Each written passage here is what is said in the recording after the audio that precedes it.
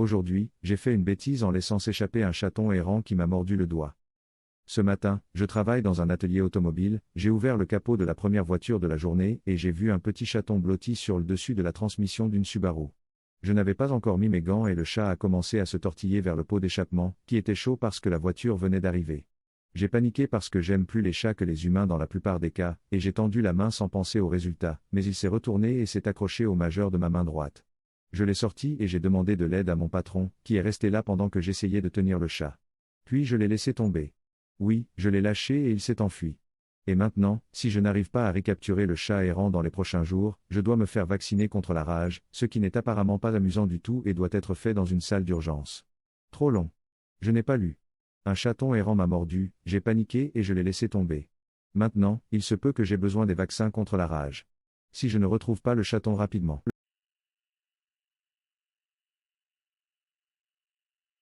Aujourd'hui, j'ai eu l'orgasme le plus douloureux de ma vie. Je ne vois mon petit ami qu'une fois par semaine en raison de mes horaires de travail et autres, et nous n'avons plus beaucoup de temps pour nous retrouver seuls. Mais aujourd'hui, nous avons eu quelques moments pendant que les gens chez lui allaient se coucher. Il m'a baisé et m'a fait finir 2 fois. Mais la 3e fois, j'ai eu un cheval Charlie dans la jambe droite. Pour la petite histoire, nous étions allongés côte à côte dans son lit, mais j'étais couché à plat et il était sur le côté, face à moi. Lorsque les muscles de mon mollet ont commencé à se tendre, j'ai réagi comme la plupart des gens lorsqu'ils ont mal et j'ai porté mon genou à ma poitrine. Sauf que ce n'était pas ma poitrine. C'était plutôt ses couilles. J'ai donc donné un coup de genou à mon copain dans les couilles tout en jouissant littéralement en même temps. Ce fut probablement l'orgasme le plus mouvementé de ma vie. Trop long. Je n'ai pas lu. J'ai donné un coup de genou dans les couilles de mon copain parce que j'avais un cheval Charlie pendant que j'avais un orgasme.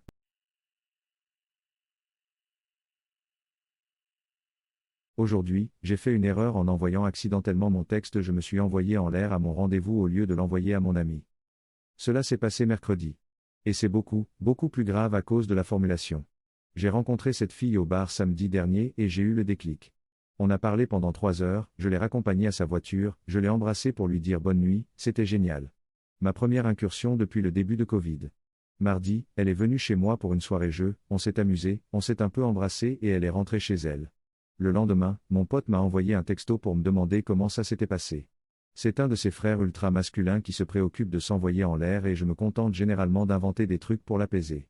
Sinon, c'est un bon gars. J'ai donc répondu, je l'ai écrasé dans les jeux. Puis j'ai écrasé sa chatte. Sauf que ce que je n'avais pas réalisé, c'est que le dernier texto que j'avais envoyé était à mon rencard. Je n'ai su ce qu'il avait envoyé que parce qu'il était affiché en haut de l'écran de mon téléphone. Je n'ai pas ouvert son message. Mon cœur s'est mis à battre la chamade lorsque j'ai lu ce que je lui avais dit. J'ai paniqué et lui ai dit que je lui racontais juste ce que j'avais envoyé à mon ami, parce qu'il est comme ça. Heureusement, je lui ai parlé de lui quand elle est passée et elle a accepté. Elle a même accepté de l'embellir encore plus. C'est une personne à garder. Trop long. Je n'ai pas lu.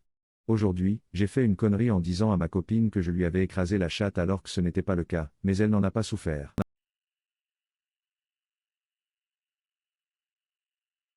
Aujourd'hui, j'ai commis une erreur en donnant une seconde chance à ma mère abusive. Par où commencer, c'est arrivé il y a peut-être une semaine. Je suis un garçon gay qui vit avec mon père après que ma mère ait perdu ma garde. Je n'ai pas beaucoup de souvenirs d'elle, si ce n'est qu'elle me battait sévèrement avec une ceinture entre 5 et 10 ans. Puis mon père s'est rendu compte de ce qui se passait et m'a emmené.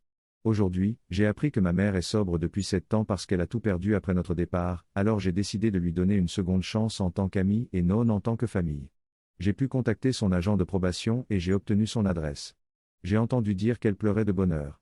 Il y a une semaine, je suis parti la voir. Je suis arrivé dans cet appartement délabré et je me suis dirigé vers sa chambre. Une fois arrivée, elle m'a serré dans ses bras et m'a dit à quel point elle regrettait tout et que je lui manquais. Cela m'a fait du bien de recevoir un vrai câlin de ma mère pour une fois dans ma vie. Nous avons commencé à discuter et le mot gay a fini par sortir. Elle s'est levée rapidement et a dit « Tu es un F-go » Je me suis levé en commençant à bégayer. Elle m'a regardé fixement et m'a dit « Si j'avais su que mon fils était un pédé, je n'aurais jamais accepté de te rencontrer, toi la pécheresse. » Cela m'a fait très mal, j'ai pris mes affaires et je suis parti.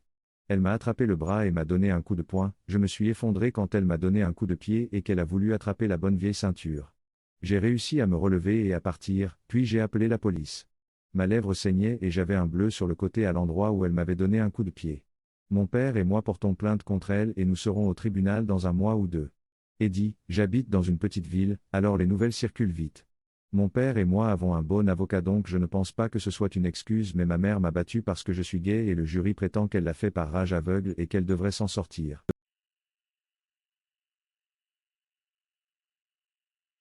Aujourd'hui, j'ai provoqué une crise de panique chez ma copine en essayant d'extraire un godemiché perdu. C'est arrivé il y a à peine une heure, mais j'en suis encore tout retourné. Moi, homme de 23 ans, et ma copine, femme de 22 ans, étions en train de nous ébattre, elle était sur le dessus et je voulais pimenter un peu les choses sachant qu'elle aime les trucs de cul, j'ai attrapé un petit god qu'elle a et, avec son accord, j'ai commencé à lui mettre dans les fesses.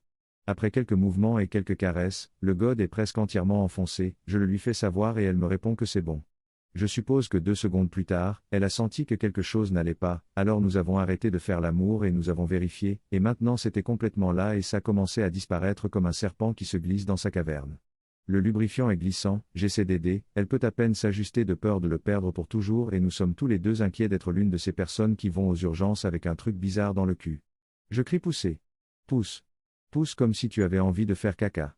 Et elle crie je ne veux pas accoucher d'un godemiché par le cul devant vous. Elle me donne enfin une chance de l'extraire pour elle, mais hélas, je lui pince le trou du cul avec mes ongles fraîchement coupés pour essayer de l'attraper. Je tente désespérément de lui dire que j'essaie de l'aider, elle me dit de me retourner et qu'elle l'enlèvera elle-même, ce qu'elle réussit à faire tout en hyperventilant de peur. Inutile de dire que nous allons acheter un vrai butt-plug. Trop long. Je n'ai pas lu. J'ai pris des risques et j'ai failli devenir l'une de ces personnes qui se retrouvent aux urgences pour qu'on leur retire quelque chose du cul de ma copine.